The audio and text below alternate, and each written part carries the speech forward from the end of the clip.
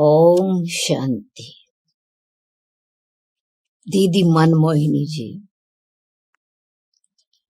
दीदी एक्सप्रेशन, ये कहना दीदी, शब्द दीदी कितना प्यार का है।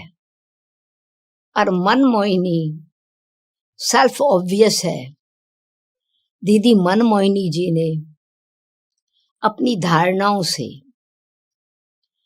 यज्ञ के साथ ऑनेस्ट समर्पण भावना से, बाबा के साथ सर्व संबंधों के सुख अनुभव करके दूसरी आत्माओं को अपने जीवन से उसका दर्शन कराना और अनुभव कराना, अनेक आत्माओं को बाबा का बनाकर यज्ञ के स्नेही सहयोगी और विश्व सेवाधारी की स्टेज पर लाना। दीदी की विशेषताएं, अनेक विशेषताएं हैं। उन विशेषताओं को, हीरों के हार को, हम अगर एक एक हीरा दीदी जी की विशेषता को देखें तो दीदी जी कोई स्कूल में पढ़ी नहीं थी, परंतु उनमें एडमिनिस्ट्रेशन की पावर, बिल्कुल एक्यूरेट टाइम पर हर चीज करना और कराना, डिसिप्लिन में रहना बड़े प्रेम से, और दूसरी आत्माओं को भी डिसिप्लिन सिखाना, फोर्स से नहीं परंतु प्रैक्टिकल। दीदी जी की स्टूडेंट लाइफ, दीदी जी की स्टूडेंट लाइफ ने हर एक को एक्यूरेट स्टूडेंट बनाया। दीदी ने कभी किसी को कहा नहीं टाइम पर आओ, पर टीचर से पहले जाना चाहिए। इवन दादी जी मुरली पढ़ती थी, दीदी जी पहले पहुंचती थी। और बाबा जी को साथ में, ब्रह्मा बाबा को जब बाबा साकार में थे तो उनका ब्रह्मा बाबा के साथ इतना गहरा संबंध शिव बाबा के साथ था, और ब्रह्मा बाबा के हर कदम को वो फॉलो करती थी। जो शिक्षाएं ब्रह्मा बाबा ने अपने जीवन में धारण की, ऐसा लगता था दीदी उनकी फोटोकॉपी है। हर चीज में जेनरस, निश्चिंत, परंतु फुल रिस्पॉन्सिबिलिटी। मम्मा के अव्यक्त होने के बाद बाबा ने दीदी जी को नियुक्त किया। उस समय कैसे प्रशासन को दीदी जी ने संभाल लिया और माँ का पार्ट भी प्ले किया, टीचर का पार्ट भी प्ले किया, और बाकी स्टूडेंट्स के साथ स्टूडेंट्स का पार्ट भी प्ले किया। बाबा का राइट हैंड बनकर यज्ञ को सुचारू रूप से चलाया। और वही संस्कार बाबा के जाने के बाद भी दीदी जी ने स्वमान से, अपने में दीदी जी ने स्वमान की भावना थी, पर समान बनाकर, आप समान बनाकर दूसरों को स्वमान की दृष्टि से देखना। यज्ञ में यूनिटी रहे, मर्यादाएं पूरी उसी तरह से रहे जैसे जो बाबा ने सिखाई। हर एक के अंदर वो पवित्रता, स्नेह की भावना, हर एक के प्रति रिस्पेक्ट की भावना हो, और उनकी विशेषताओं को विशेष मानकर स्वयं तो सम्मान देना ही है, दूसरों के प्रति भी ये भावना भरे उनकी विशेषता का। तो कोई और इंस्टीट्यूशन का अगर हेड चला जाता है तो डिवीजन हो जाता है, पर दीदी जी ने निमित्त होते हुए भी मम्मा की रिस्पॉन्सिबिलिटी बाबा ने दीदी को दी।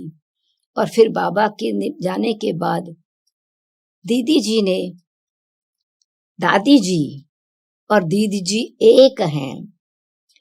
दादी जी को भी उसी स्नेह से इतना सम्मान और स्नेह दिया क्योंकि दीदी को हीरे की परख थी।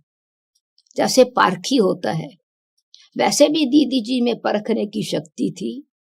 बड़ी बुद्धिमान उनको माना जाता था। क्यों? कि उनकी निर्णय शक्ति इतनी श्रेष्ठ थी, हर चीज का बिल्कुल स्पष्ट निर्णय। समस्या उनके सामने नहीं थी, किसी भी कारण का वो निवारण सहज कर लेती थी।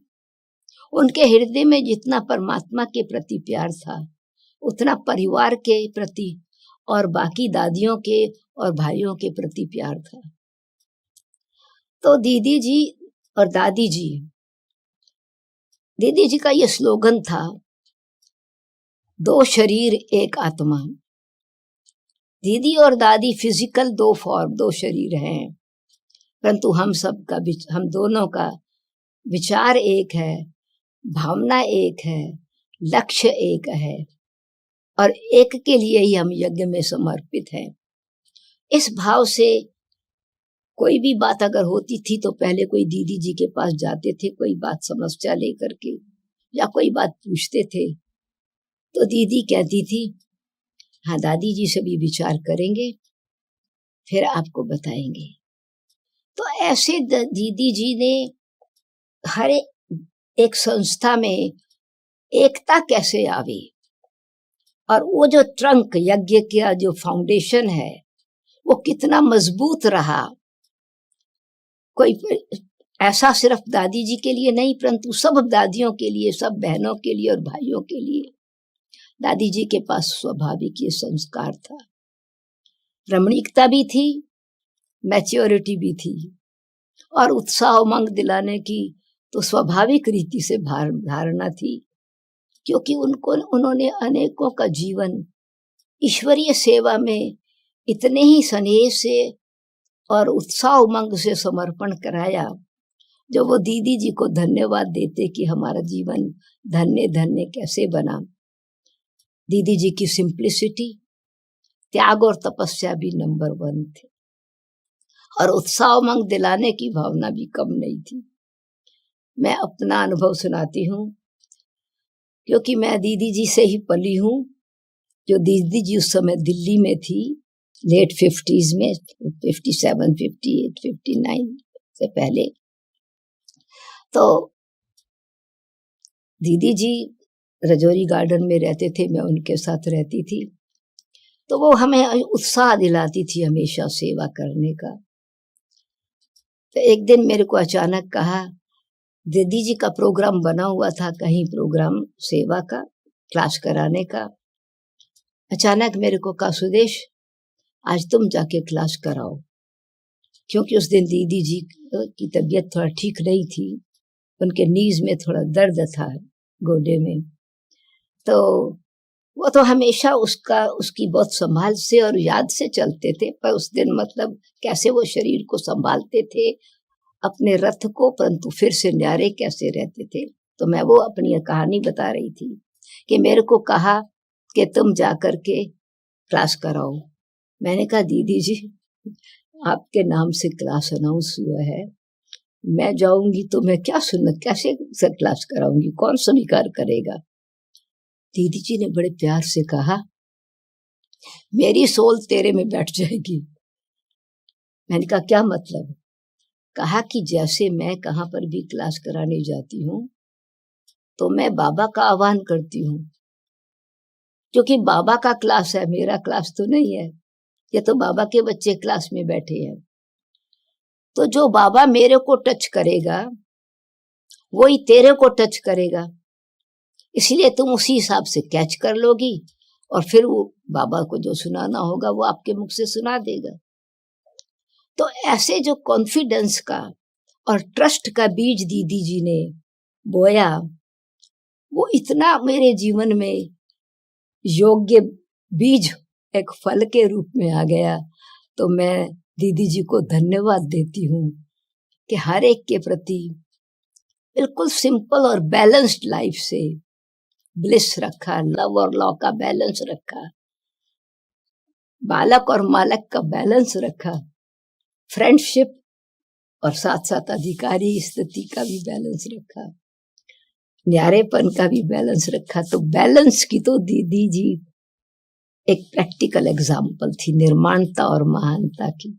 विशेषताएं तो उनकी बहुत है, अंतु अब यही है कि जो वो सौगात दे करके गए हैं, जो हीरे हमको दे करके गए हैं, उनका श्रृंगार हम करते हैं तो हमें खुशी होती है। और वही गिफ्ट दूसरों के लिए भी है, सबके लिए। ओम शांति।